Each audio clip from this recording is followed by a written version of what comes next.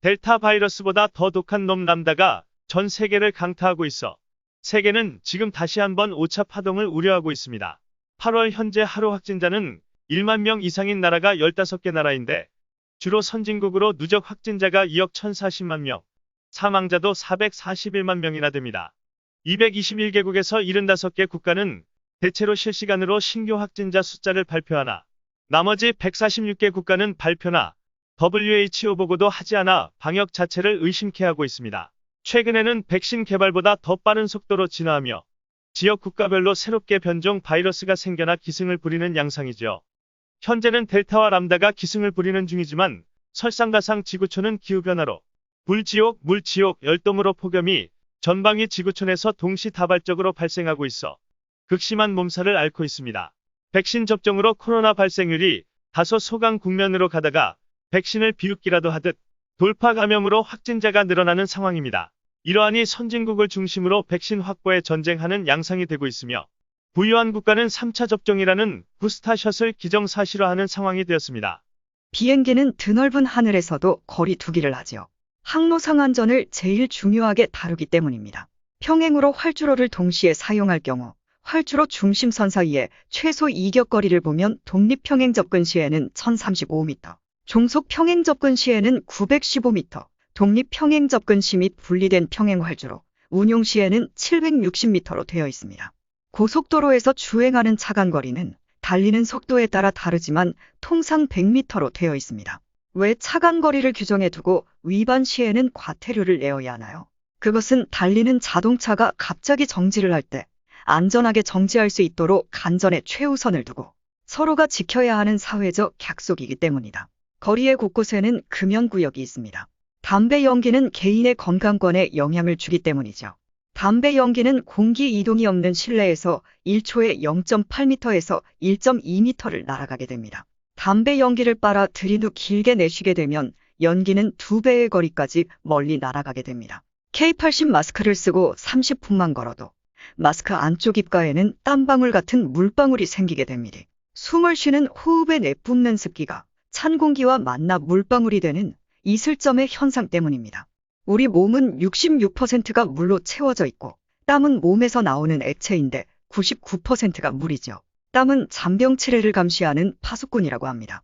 성인이 하루에 흘리는 땀의 양은 500에서 700ml 정도로 작은 페트병 1개 반 이상이 되며 장시간 무더운 폭염 환경에 있거나 강도 높은 운동을 할 때는 큰 페트병 1개 반 이상인 2000에서 3000ml까지 보통보다 4배의 땀을 더 흘린다 하네요.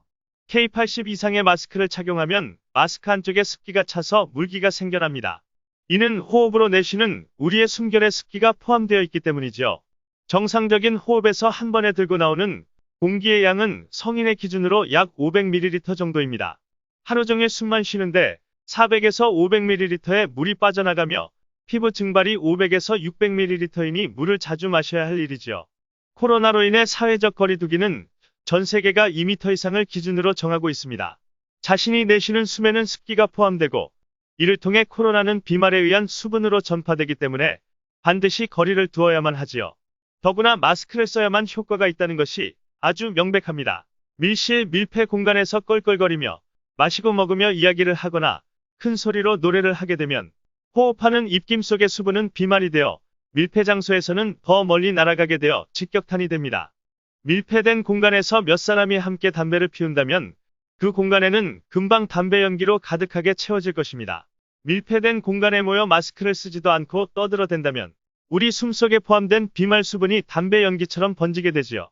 그러니 밀집 밀폐 공간에서는 여럿이 모여 내쉬는 호흡으로 담배 연기처럼 비말이 엉켜서 진동하게 되고 공기와 혼합된 비말이 범벅되어 서로 들여 마시게 됩니다.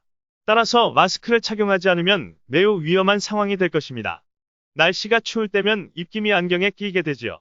특히 겨울철에는 마스크를 쓰지 않아도 안경에 김이 서리게 되니 불편하기 십상입니다.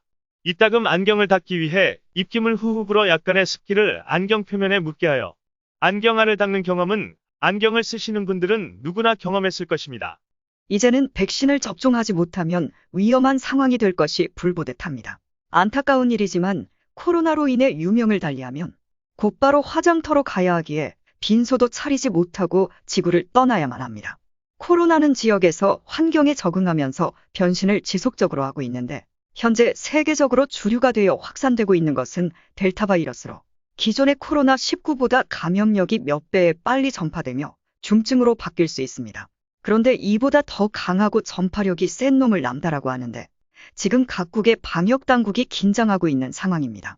그러다 보니 WHO에서는 이러한 백신 경쟁에 일침을 가하고 있지만 자국민 우선을 주장하며 아기다툼하듯 나 몰라라 하는 형국입니다. 코로나는 인간에게 지속적으로 신호를 보내왔습니다. 보다 인간다워져라며 자연으로 돌아가도록 지구 환경 파괴로 기후변화, 탐욕한 생활 등 인류 모두가 간과한 대가의 역습이라 합니다. 성서는 아담과 하와가 사과를 따먹은 것은 하느님과 같아지려고 한 어리석음이라 할 것입니다. 하느님과의 지켜야 할 거리를 유지하지 못하였다는 방증인 셈이죠. 위험한 도전을 즐기는 것은 한편으로는 새로움을 창조한다는 것이 될 것이나 자신의 안전이 중요하지만 타인의 안전도 매우 중요합니다. 사람과 사람의 사회적 거리는 서로의 다름을 나타내기 위한 것이 아니라 더 가까워지고 다시 만나고 일치를 위한 배려가 최상의 생명줄이라 생각됩니다. 이제는 홍익인간의 정신이념을 바탕으로 코로나와 함께 살아갈 수 있는 지혜를 모아야 할 시기가 온 것 같습니다.